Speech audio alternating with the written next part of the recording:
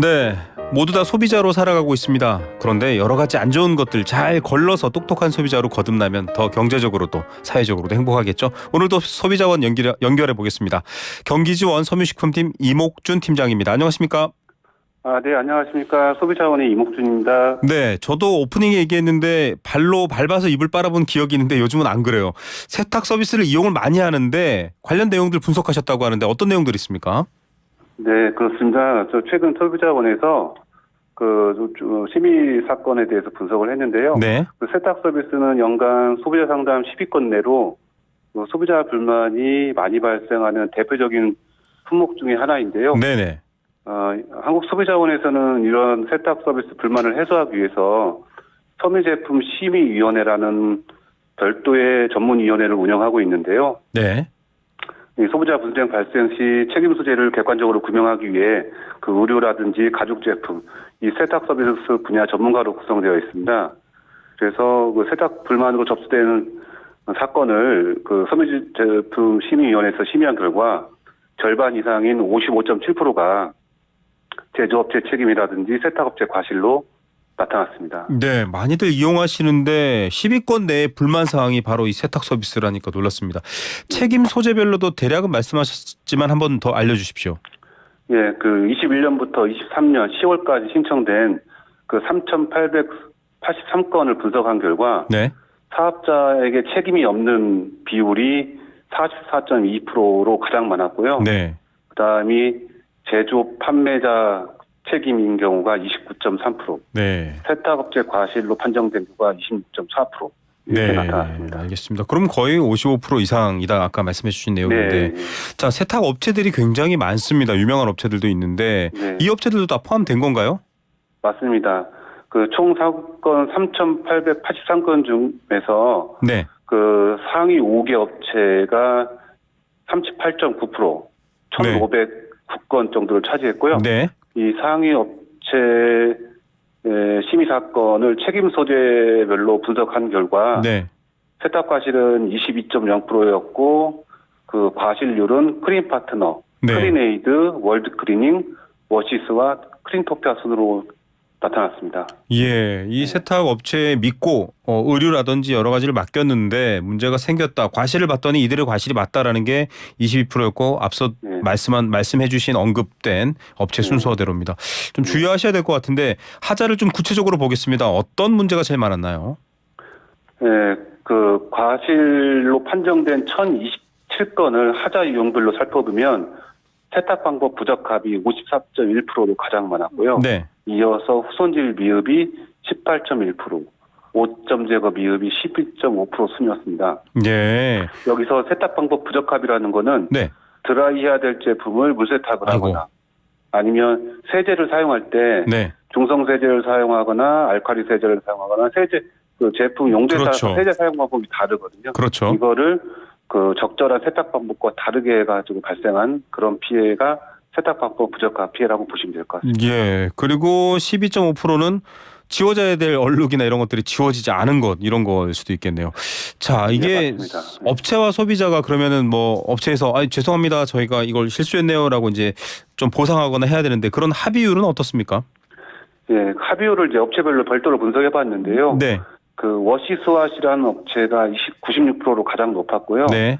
그다음이 크린토피아가 79.1%, 월드클리닝이 76.7%, 크린 파트너가 73.1%, 클린에이드가 66.7% 수로 나타났습니다. 네. 근데 좀 특이한 점은 이 상위 5개 업체의 상위 5개 세탁업체 합의율이 네. 대략 78.5%로 나타났거든요. 네. 근데 그 외에 세탁업체 합의율은 58.8%로 합의율 차이는 19.7% 차이로 보였습니다. 꽤 크네요. 네. 그래서 이제 그 외의 세탁업체라고 하면 아무래도 네. 우리가 흔히 알고 있는 동네 세탁소, 네. 개인 세탁소를 말하는 걸로 보시면 될 것 같고요. 네네. 그래서 이렇게 개인 세탁소의 합의율이 낮은 이유는 그 세탁 과실 판정에도 불구하고 이 보상에 이제 적극적으로 응하지 않은 것이 주요 원인이라고 이렇게 판단했습니다. 예, 상대적으로 영세한 세탁 서비스 맞습니다. 업체에서는 이 보상이 원활하지 않다 이런 얘기를 해주신 거고요. 맞습니다. 자, 피해 사례도 좀 알아야 예방할 수 있을 것 같습니다. 나도 이런 적 있는데 이렇게 생각하실 수도 있거든요. 좀 소개해 주시죠. 예, 그 두 가지 사례 정도만 들어보고자 하는데요. 첫 번째로는 그 B 씨는 2022년 11월에 그 세탁업자에게 점퍼를 세탁을 했는데요.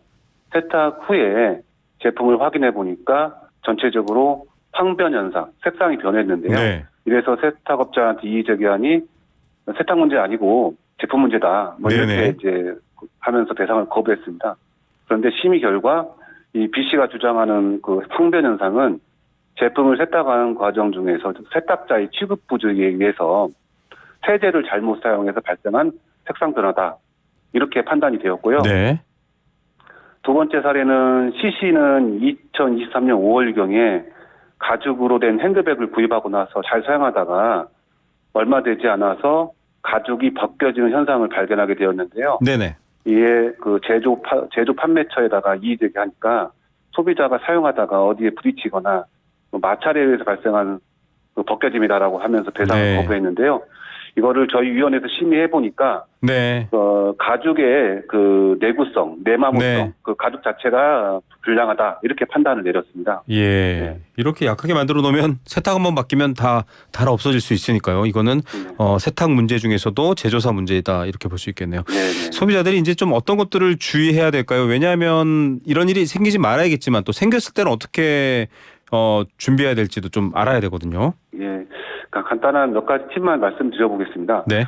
그 섬유 제품의 경우 취급할 때 취급 주의 사항을 숙지하고 세탁 의뢰 전후 그 상태를 꼼꼼하게 확인할 필요가 있습니다. 네. 그 세탁 서비스 관련 소비자 피해 예방을 위해서는 세탁 의뢰 시 제품의 상태를 사전에 확인하고 인수증을 받아두시는 게 좋겠고요. 예.